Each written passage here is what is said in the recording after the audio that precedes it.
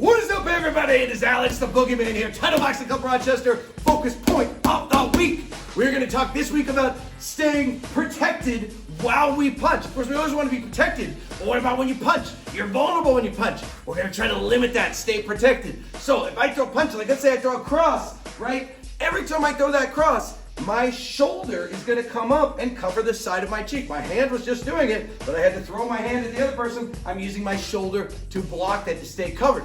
You can do that for your cross. You can do that for a hook. You can do that for an overhand, certainly a jab. Now there's some punches you can't do that for, right? You've got uppercuts, body shots, the liver shot.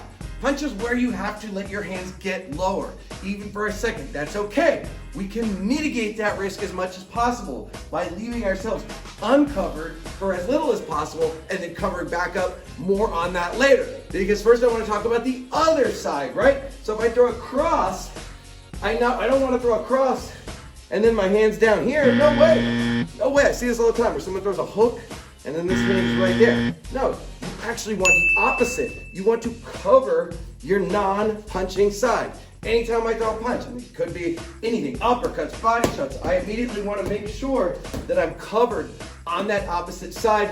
I'm protected from any punch that could be coming my way. And then the third part that we already touched on is just getting those hands back quickly. If I throw that uppercut, yeah, I'm going to be unprotected for a second. I'm open, but I want to quickly get that hand back. So uppercut, bring that hand back. Uppercut, bring the hand back. Body shot, bring it back. Just immediately. Part of the motion. You don't want to let your hands dangle around. You want to quickly get them back to your head. If you're going to throw more punches on that side, that's okay too. Uppercut, bring them back. Cross.